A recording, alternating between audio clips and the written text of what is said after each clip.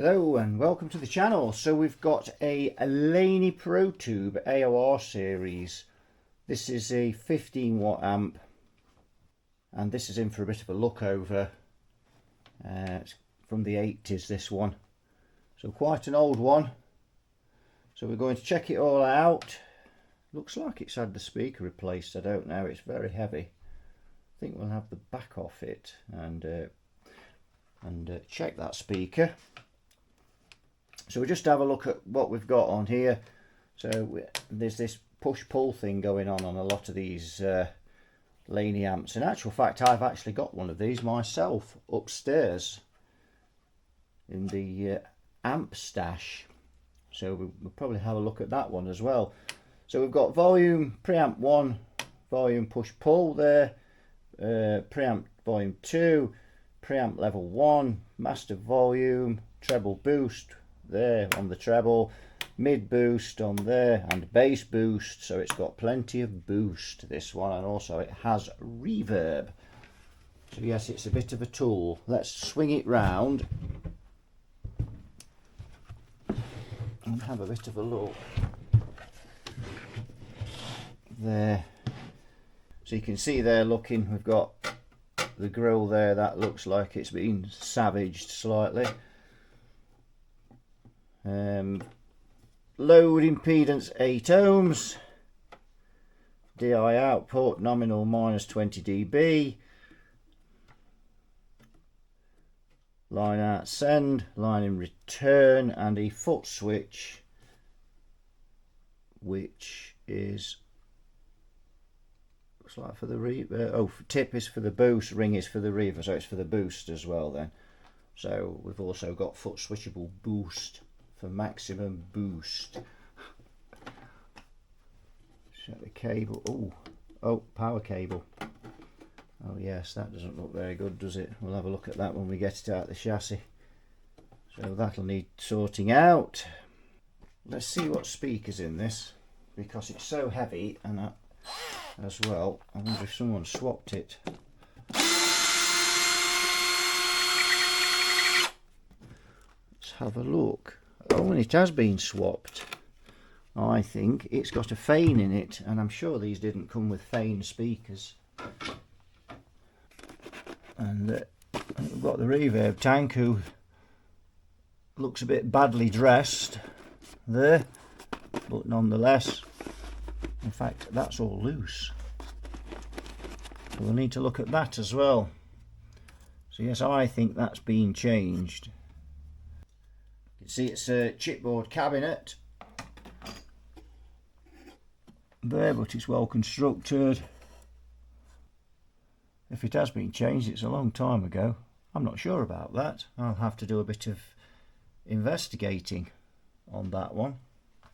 So I've took the grill off there, so you can see why this amp's so heavy. A big thick block of wood there. Yes, a lot of chipboard in here. Been somewhere damp at some time. You can see the rust there on there as well. So we've got these rather long tube doofers, which won't come off until we take it out of the cabinet. Let's get it out of the cabinet. Right, it's out of the cabinet, as you can see, and it's actually quite light. See, I can pick that up easily, and I'm not that strong. So all the weight is in the cabinet. It's extremely heavy, that cabinet. Let's have a look what we've got.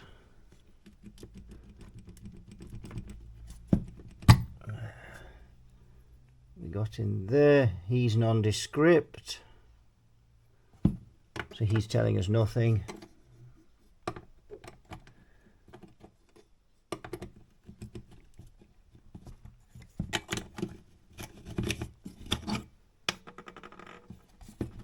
About him, he's also telling us nothing, so we'll have to test these.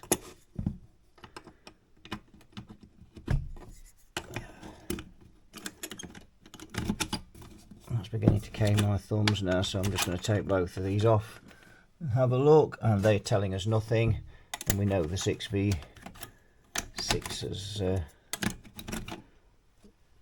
looked at those. Oh, that's a bit loose in the socket. Not too bad. We know the other one's the same. Have a look. There, you can see.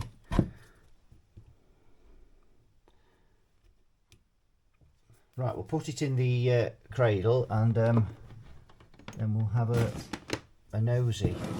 I'll check this power cable. Yes, that just needs, as we can see there, look at the power cable, it just needs redoing. That chassis is exactly the same size as the Mesa Boogie, more or less, give or take half an inch. Well, all the capacitors look good at a glance.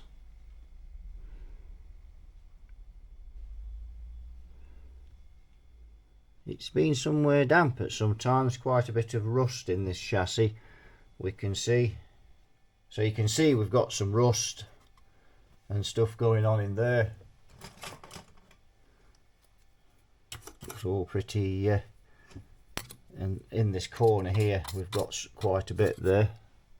Almost looks like something's being spilt in it. Not found anything with a date on it yet.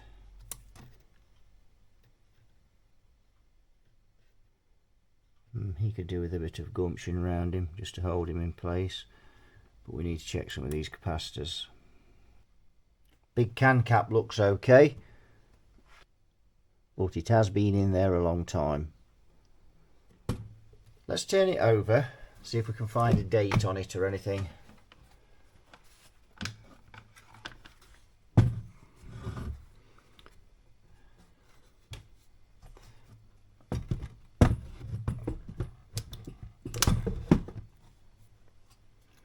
Got a bit of a tag here, but that's just someone's initials there, but nothing with a date on. What about this capacitor? Has that got a date on it? Is that the 38th week of 1984, I think, which I would say is about right for this amp. 1984 then. I think we have looked at one of these on the channel before, but it was a long time ago. So we need to find a schematic. Oops, sorry about that. Push the camera over there. So we need to find a schematic for it. So the caps are 40 years old then. 41 years old. So it probably is due a recap, really. Let's see what we've got. That'll probably be 50 plus 50 on the didn't look at that, looked at everything else, but yeah, 50 plus 50 on there. We've got those. What else have we got here? 10 microfarad at 450. Bit stingy there with the microfarads on those three. And then we've got this chap here, which is a doublier. Word of the week, doublier. That's a 22 at 450. I think we could accommodate that. I mean, we could go up a bit on these. 10's not very much, really.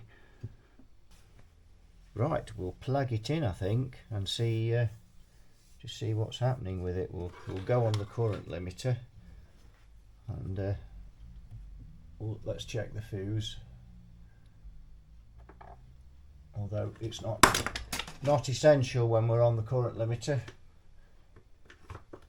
but we'll check it anyway.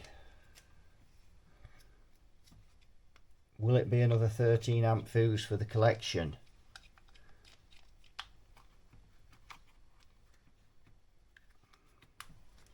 Let's see. Oh, and it is. That's another one. Yes.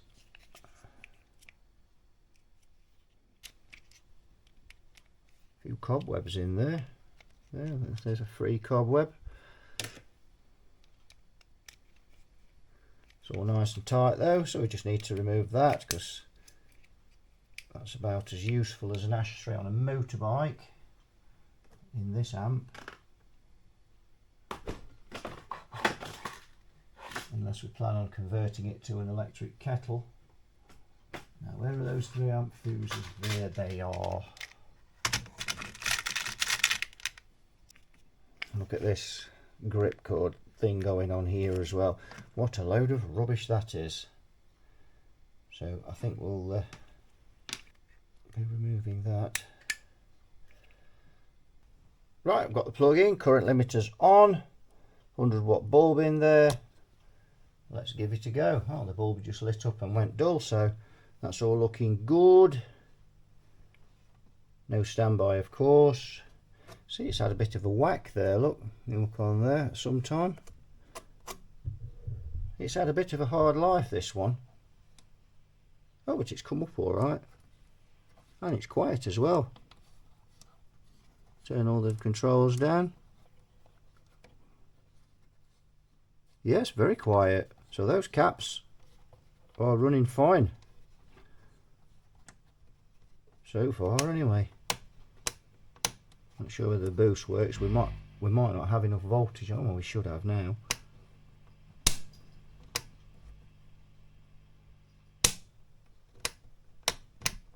Oh, what's just happened there? It's all gone quiet.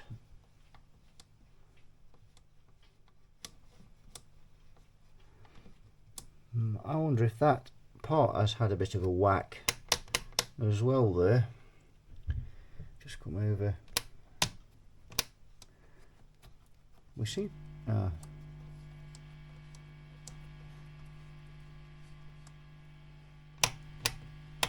So this part doesn't seem to be. Let's try the other boost. Let's just put another bulb in. We've got 197 volts going into it. That should be enough. Apparently it's not. As soon as we put that bulb in, it didn't like that, did it? It's up to 220 now with 120 watts of current limiting, and it's sounding rather sick.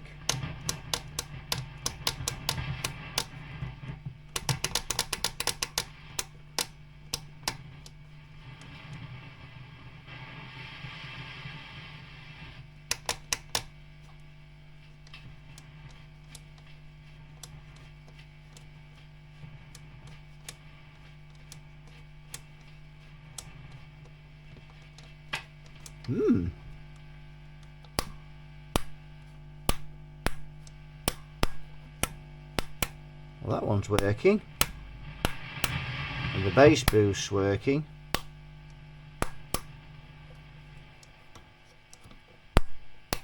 Not sure about the treble boost, and I'm not sure about this. This isn't working either, and it feels really strange, almost like it wants to pull back in. I think that's had a bit of a whack, you know, because the chassis certainly had a good one there. Yes, so quite a few things with this amp. Very noisy, but that may just want the tube sockets cleaning. It may want the tube sockets cleaning, and we could get rid of that noise maybe. Let's have a look.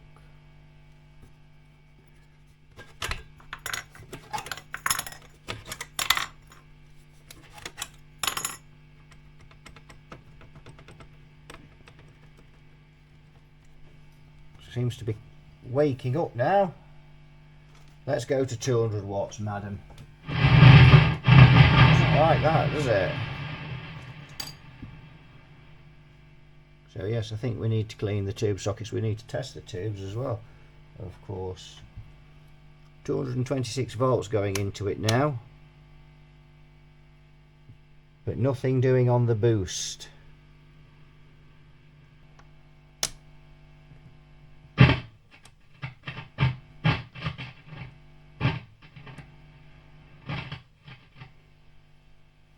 So maybe the boost doesn't work till the guitar's plugged in.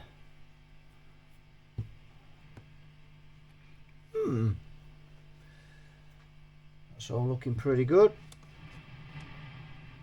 So when you turn this down, we get that bit of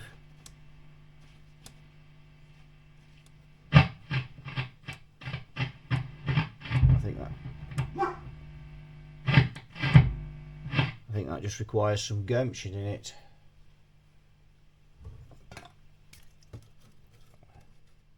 Just requires a bit of gumption in his loins.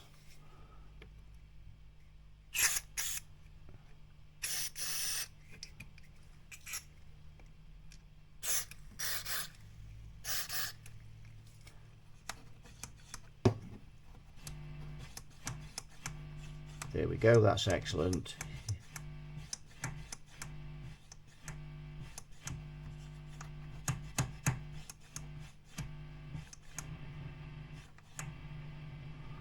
Check those tubes.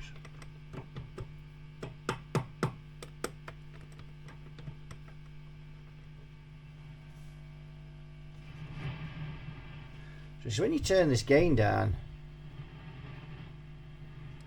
get this frying.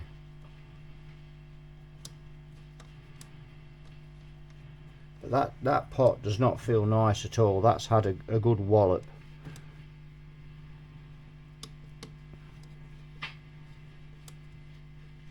Yes. Which is maybe why the boost doesn't work, because someone's boosted it hard.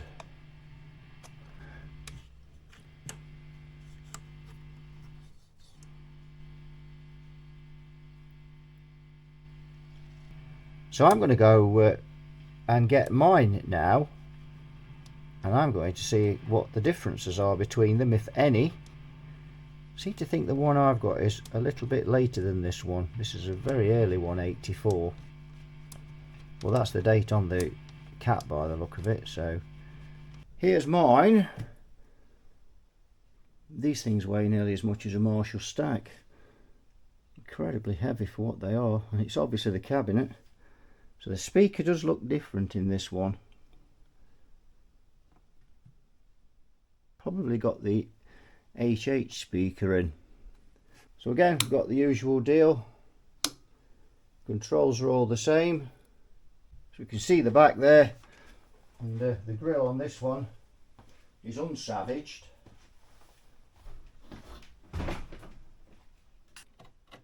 Let's get this off then and have a look what speaker's in this one.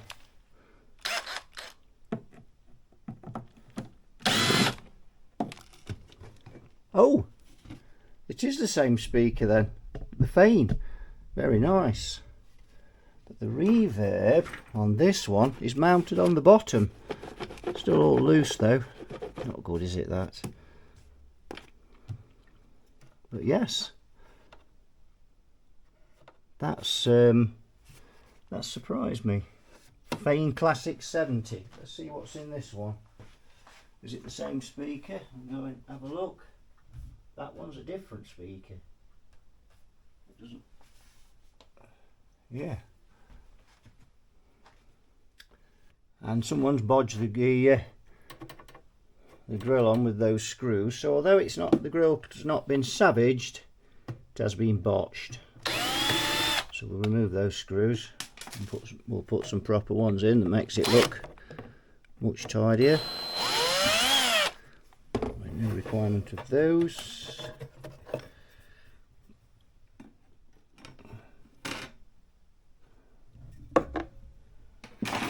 Right, let's get this one out of the chassis and see if we can see a date on this one. Right, we've got this one out of the cabinet, and this one has got a sticker on the side there, and that says 29th of the 5th 1986. Well, that's a bit ironic, as it's the 29th today. This amp is 39 years old to the day, or certainly that's end of its production before it came out the factory. And the capacitor there, you can see, is 86 40th week.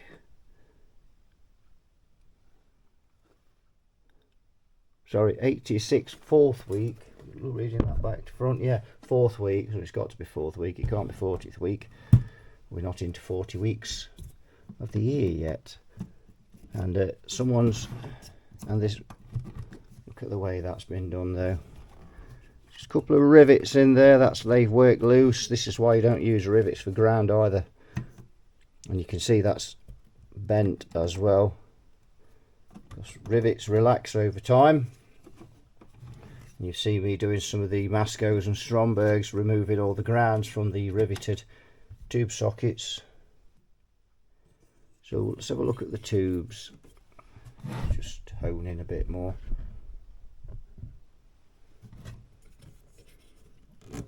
Horrible burr traps. And those are reflectors by the look of it. Certainly Russian tubes, although that looks like Chinese writing, but I think originally these may have been, don't know, but anyway, we'll test those, see what we've got in here. Marshall 12AX7 ECC 83, and this one, these are coming out a bit easier. Oh dear, PS Vane, not quite up to the standard of the other tubes, no doubt. What's in this one? Well, that's a Cosser. That one might be, can't really read that, but yeah, we'll put him back in there. Let's have a look at this one, and that's a Phillips, so that should be okay.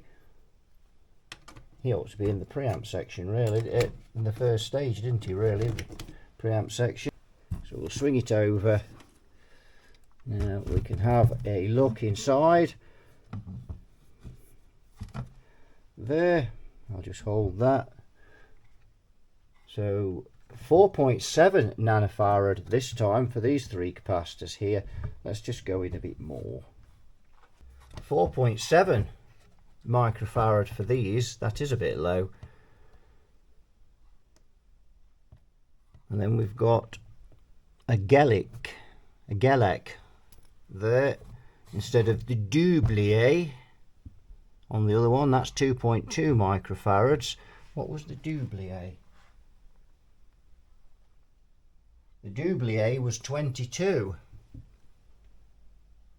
So I don't know, maybe that one, well, that one's an older one, so it looks like they've reduced some of the capacitors then, or they just happened to have those in bulk and thought they'd use them. And we've got this chap here. Again, all the caps look in good order, but they are quite old, 39 years to the day. How often do you open an amp up and find the date to the exact day of the year that you're in now? 39 years exactly. Actually, I've seen that before in another video. Might have been one of the Guitologist videos.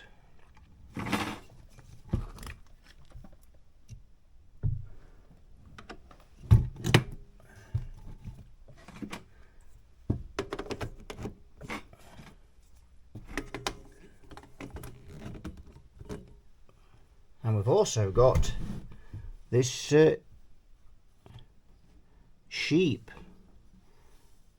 logo on here, and someone's written red on there with an arrow pointing to the phono socket there. So they must have had that sticker lying around and thought, I can write red on that, on its belly there, on its chest rather. So yes. So yes, that's had a bit of a swage. I think we might put some bolts in that. I don't like it. It's not going anywhere, but I don't like it.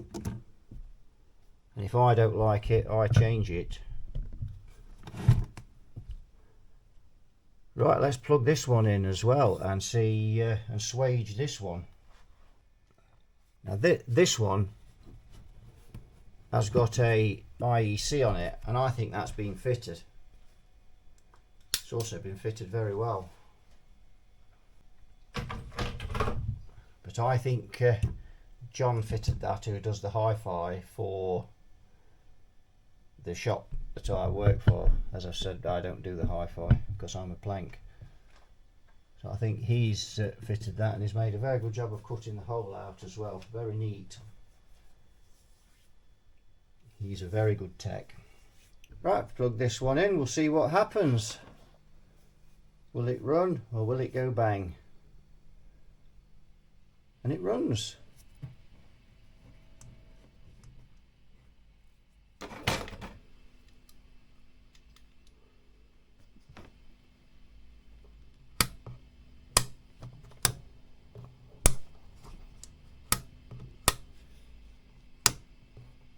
Treble doesn't seem to do much, same as on the other one. The preamp does work on this one, as we can see with the red light just down there. So I think from that we can deduce that the boost doesn't work on the other, so that's a bit of a problem. Bit of gumption needed in that pot.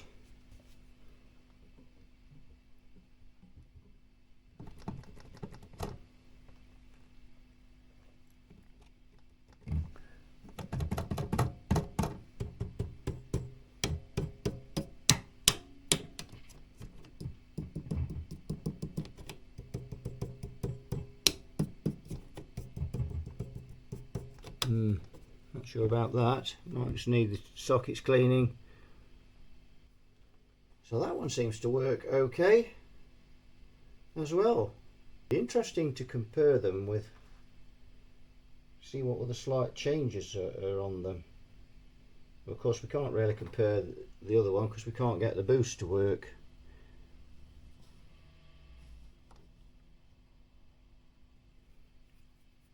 I'm going to get the guitar and plug it in. Right, I've got the Les Paul through it there. Controls are upside down, but never mind.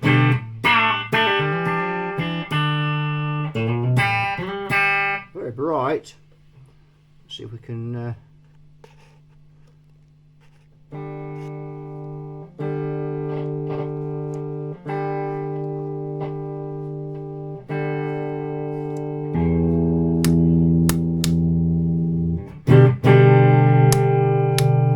bass boost works.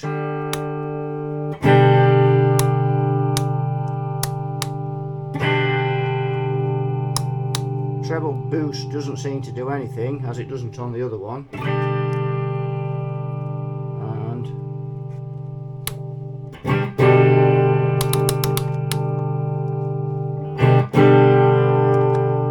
mid boost works.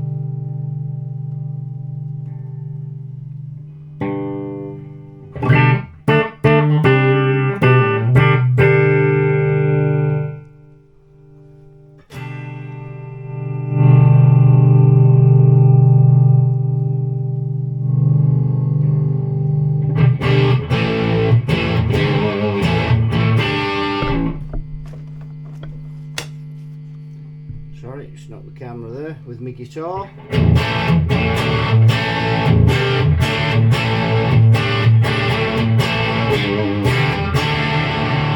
Let's see if we can get a decent overdrive tone out of it. So take some treble off. Some presence.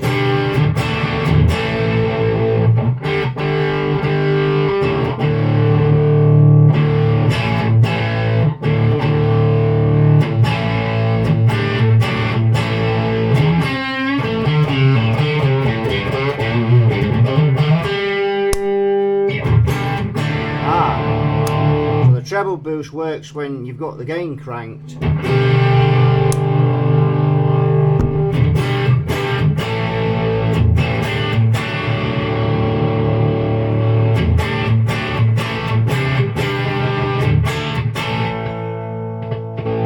Oh, there was an epic fail there.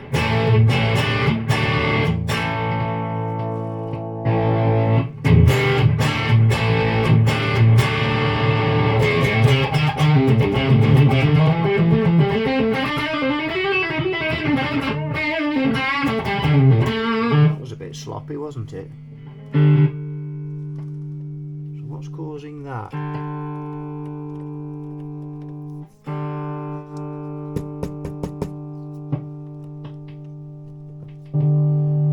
It's got a touch of the Norman Colliers about it.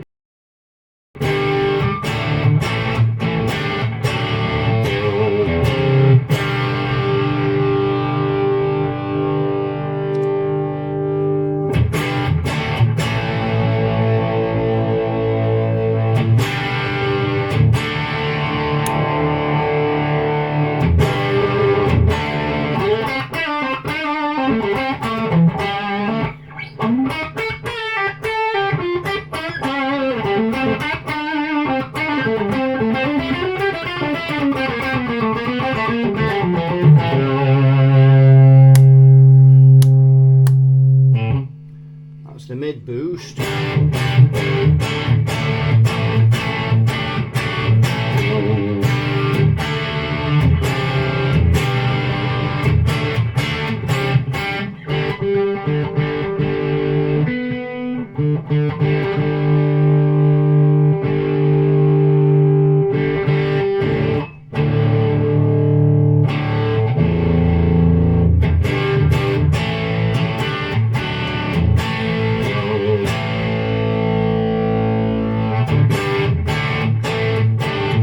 That's not bad.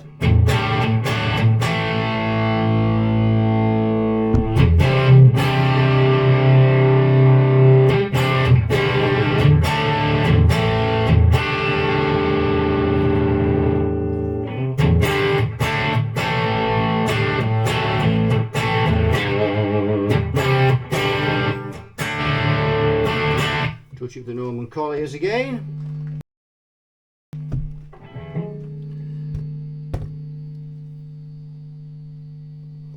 If you don't know who Norman Collier is, he's a comedian. If you live in the States and you've not heard of him, look him up on the internet and you'll see what I mean. Just type in Norman Collier microphone gag. Should bring him up.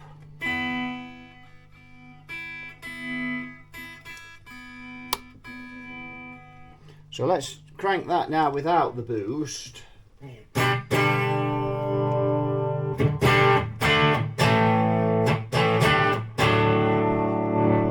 then we've got this preamp here.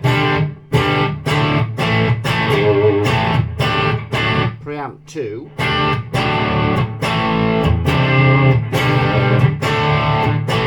This is a really versatile amp.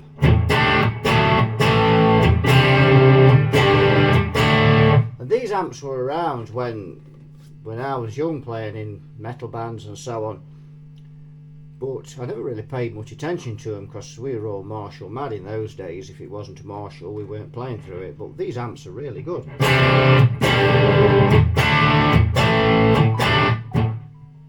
Sounds like another message.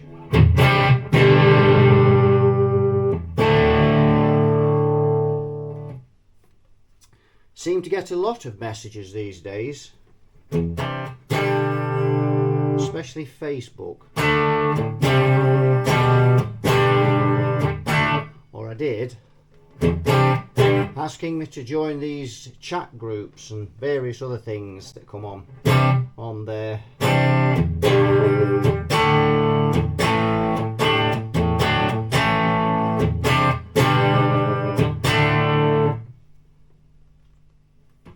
But yes, I'm not really one for chat groups at all. Don't think I've ever been in a chat group.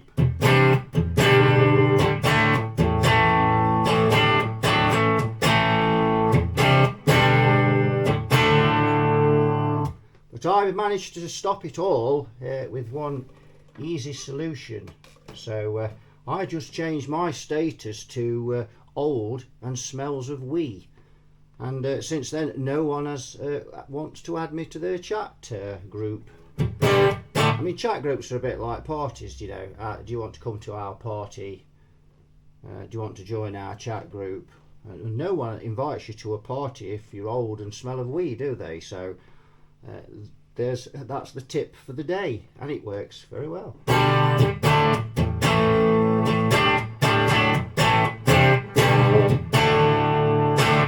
Then of course you get the odd messages from supposedly women that are looking for a husband.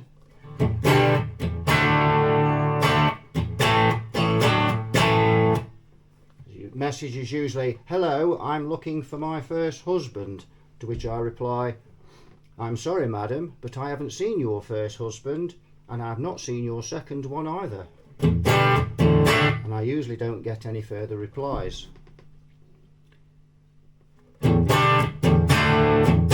Tip 2 for the day. But enough of that waffling. I'm liking this amp.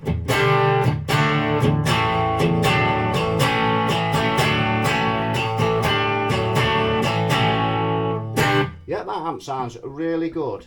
Very impressed with that, and it's quite versatile. Let's go into the low setting then and see what that's all about.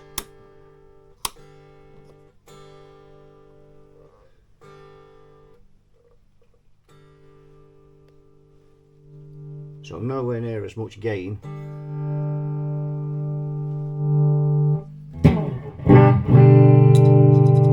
Ooh! Well, I lied. There is plenty of gain.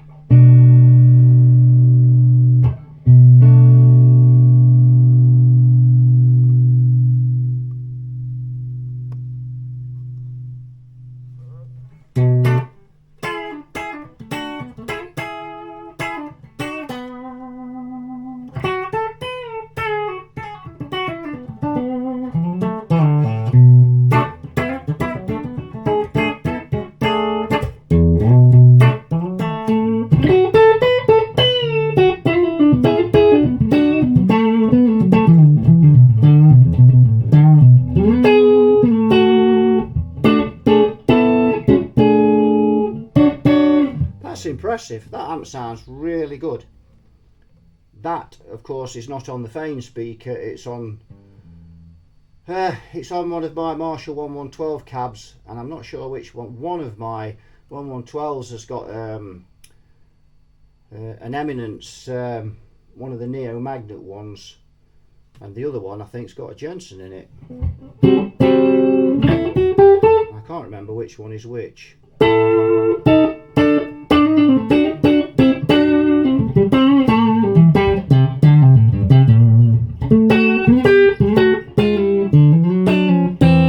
Sounds really tasty. That's a really nice amp, that.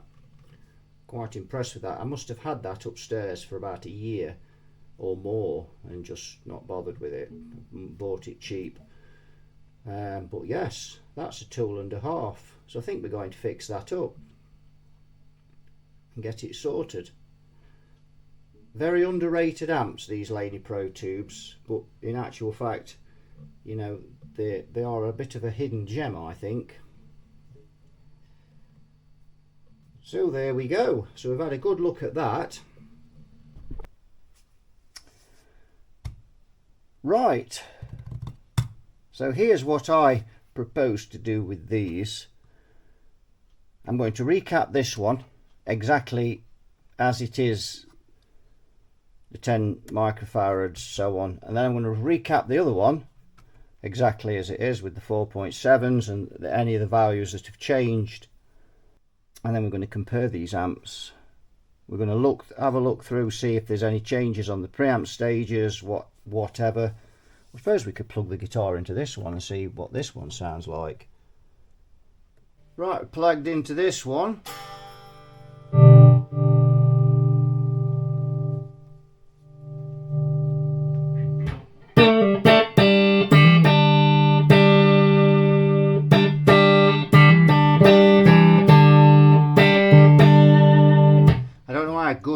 will sound on the camera because the speaker's a bit of a distance away.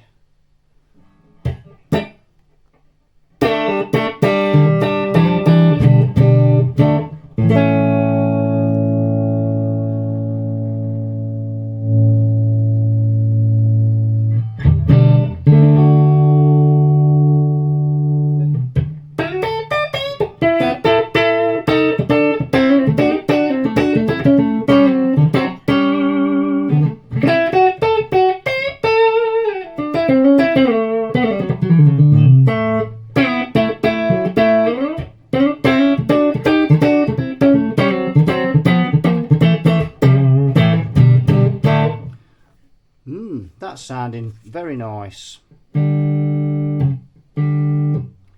Let's swage it with full gumption. Oh, of course we can't, because the boost doesn't work on this one, does it? At all. So we need to find out why that boost doesn't work on there, whether it's the switch or whether it's a component that's open. But there's a chip on there actually, an IC. Just point him out. Just need a pointer. It's switched on, so I'm looking for something that isn't conductive. There. So maybe he's said good night. Maybe that's something to do with the switching. I don't know. There's another one there.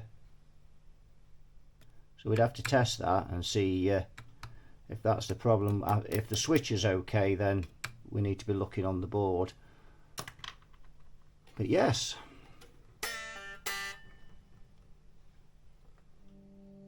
So we can't get maximum swage out of this, I'm afraid.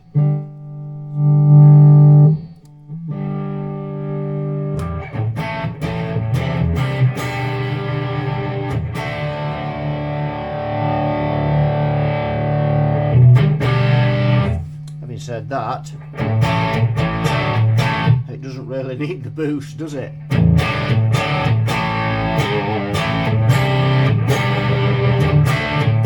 That's a lovely soft overdrive. It's not harsh.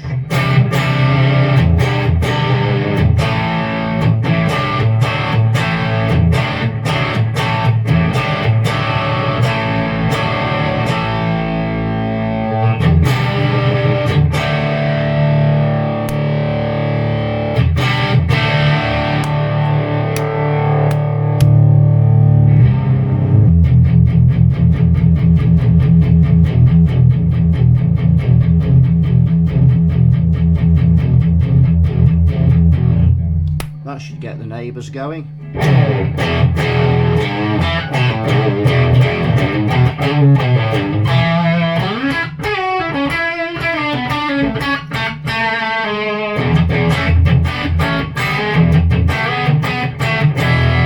That sounds pretty tasty, I think.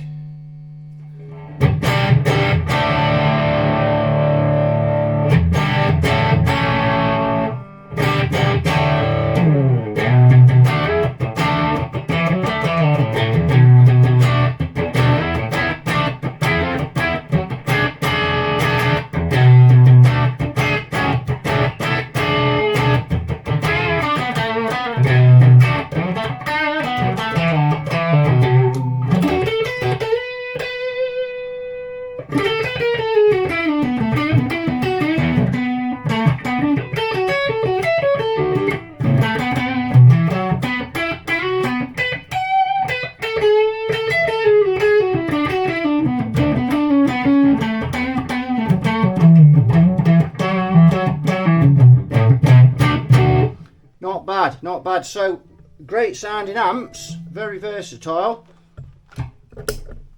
I think so anyway. You can all let me know what you think in the comments. But yes, excellent those, I think, and well worthy of a recap. So I'm going to definitely recap mine, and we'll see if the customer agrees to a recap on this one, because it's absolutely silent. These capacitors are absolutely fine. But it's the old reliability, being, you know, being a guitar amp and these amps are being used, although the customer doesn't gig this one, so he doesn't actually gig, he just plays for pleasure, so you may not want this recapping. He probably only plays it half an hour a month. He's got so many amps, so it might not be worth his while to have it recapped. The one that I own, on the other hand, will obviously be going out, will be sold and going out into the wide world, so we really ought to recap that one.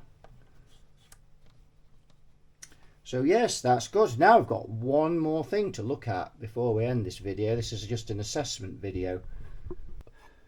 So check this out. So this is a gift from a watcher of the channel who doesn't live too far from me, and also used to be one of my students many years ago, back in the 90s when I had her. Well, I think I had some hair then, I'm not sure. I may have had some. Anyway, this is so he's gifted this to see it restored on the channel. This is a Laney supergroup, Laney 100 watt supergroup series Mark 1 it is. And this is a beautiful old thing. It's in a bit of a state, and we don't have the cabinet for it. We've just got the chassis. As you can see, the board is out of there. And this obviously requires a lot of work, but I think it's definitely worth doing. These amps are quite rare, and we can worry about a cabinet later. The main thing is to get the chassis up and running. Got a couple of wires coming out there. They look like each side of the transformer feeds to the plates. That's the centre tap, I do believe.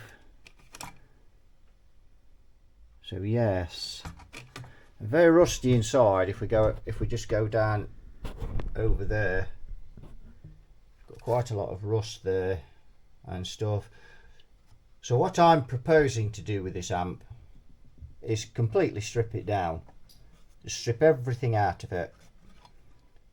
And we're going to treat this chassis, get the rust off it, and then probably just hammerite this chassis. Just spray it, because it'll never look right with the there's a lot of corrosion and damage here.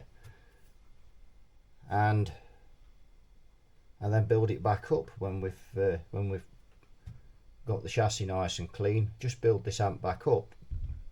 It's a kind of gradual project, and it's actually not too difficult to strip down. I mean, the board's already out of there. We can restore the board. There is a schematic for this amp as well online, so we can take all the pots out. The whole loom just comes out there, and we can just lift that all out, and we can clean that up as well. Then, and the switches can come out, the pilot light. It's pretty easy really. The jack sockets will come out all together. They've got a ground bus across there, and then we can just take the voltage selector off. We may need to change that anyway, so we may look at changing that, putting something on a bit more safe. Bulging's got to go. We'll replace that with an IEC fuse holder. Easy, so all easy to remove. Impedance selector there. So we're not looking to get this amp exactly original, because obviously the cabinet's missing, and there's so many components missing off this board. We're just gonna completely restore this board completely. I'm going to change every resistor in it. We're going to remove all of the carbon comps, because it's been somewhere damp. There's no point, for me, there's no point restoring all of this chassis and then and then putting this in and leaving some of the old resistors in. So we're going to do the whole lot. And yes, it won't be original, but obviously the cabinet's missing anyway. And then we're going to look at getting a cabinet made for it. It's a bit of a long-term project, this one, and it's obviously, having a cabinet made for this amp's going to be costly, but I think it's worth it. very interesting amp. So that, and if, let's just have a look. So we'll just rock it back so you can see what we've got there on the controls. Some of you have seen these before. I'm sure there's one or two of these been done online at some point. Someone will have done one. So we've got presence, bass, middle, treble, gain 1 and gain 2. So again, kind of not dissimilar, I suppose, to the two AOLs there. I think this is from about 1969. Let me know in the comments. We've got bass input and a treble input. Is there any dates on those capacitors? None that I can recognise. So we've got the mustard caps there as well. And now if I can lift these out of the turrets, which I should be able to, and get those out, we may test those, and if they're good I might put those back in. I might, but I might not, depends how I feel. Let's turn it over and have a look at the transformers, and they're quite beefy, as you can hear me wincing when I'm turning it over. You can see we've got some tube sockets damaged there, so they'll have to be replaced, and they're riveted on anyway, and we'll just have some new tube sockets in it as well, not messing about with those old ones. So assuming the transformers are good, we need to test those, and you can see they're all partridge transformers. And I know some people would take those off and sell them. I'm not going to do that. This amp was gifted, and it was gifted on the condition that this amp is restored, and it will be restored because I'm always true to my word. So if anybody is thinking of messaging me about buying the transformers, please don't, because they are not for sale. I am going to restore this amp. Let's have a look.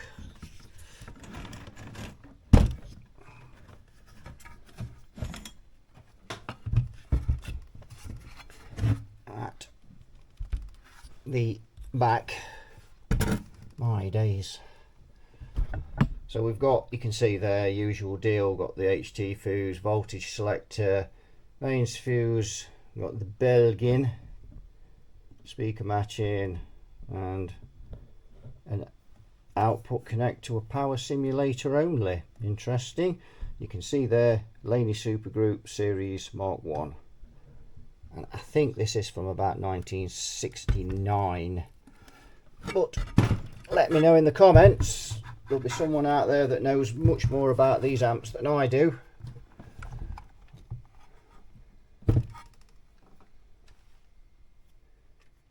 So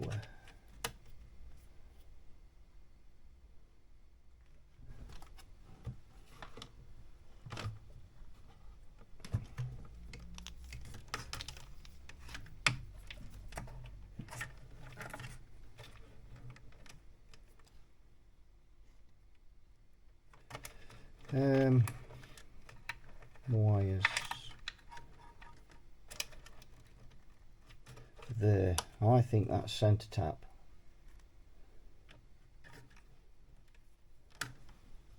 Let's see if this output transformer is any good.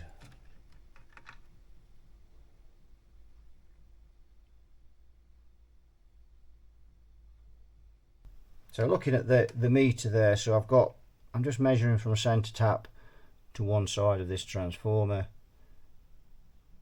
and we've got 29.2 ohms. That sounds about right for a 100 watt output transformer.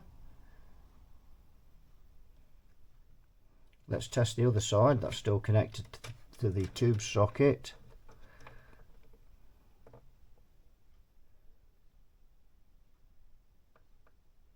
.32 ohms. That's okay. So that looks good. The output transformer looks very good.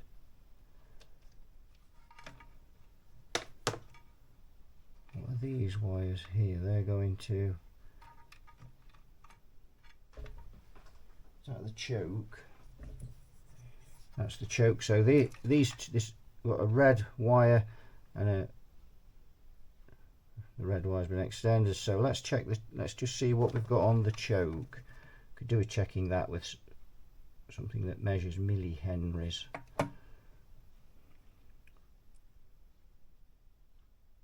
Well, that looks all there. Let's just see. I don't think I've got anything to hand to test that, but that's looking okay. Power transformer.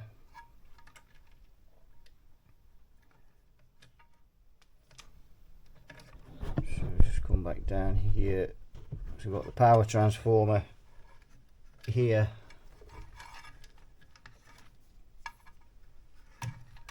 That's the primary. Oh, there's wires everywhere. Let's just have a look. That's the power switch there. So let's go to there. I think, not sure whether that's the 250 or not. Might be. Yes, it is. I think I can see the pin in it. So 250.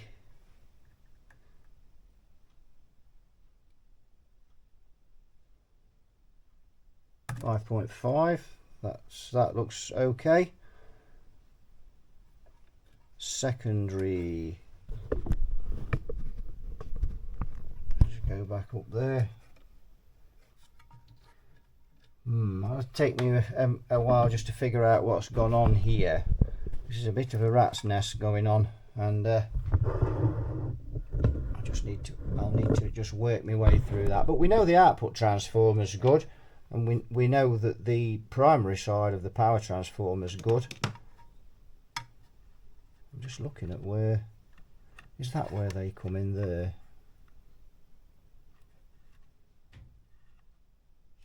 Where's that going? Is that going onto the ground bus? Yes. Not ideal, is it?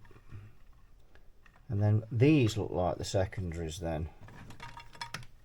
On here. See if they are.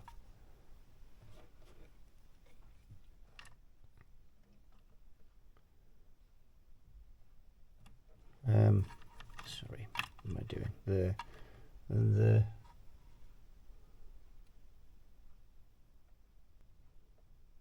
Don't seem to be getting anything off those. I don't know what.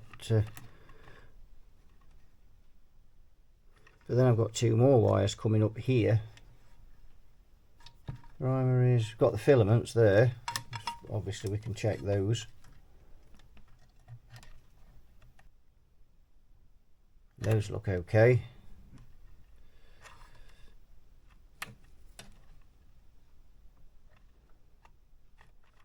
Just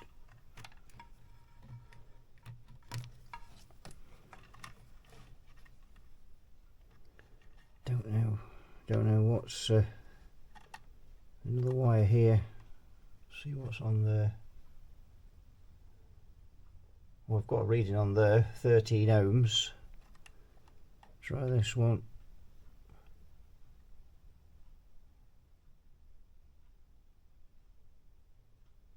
I'm getting a reading on there. Let's try the black one. I'm not getting a reading on there. So don't know. I'll have to delve into that wiring a bit more and find out what's what. We know that's the choke, so we know that's okay. So I've just tested the secondaries of the output transformer, and they all test good. It's just this secondary now. Now I think this amp has a bridge rectifier, so there'll be no center tap. Right, so I managed to get a reading off those wires, so we're all looking good. They're just a bit corroded, that's why we weren't getting a reading off them. So yes, the transformers look good as regards. I mean, I think what I'll do is get the variac and put a dribble of voltage through them and just make sure, but that's looking pretty good. So this is going to be an up and coming project on the channel, and I'm quite looking forward to this one. It's a big job, but if we take us time with it, do it right, it'll be a result. And before we sign off, I just wanted to show some of my watchers this channel.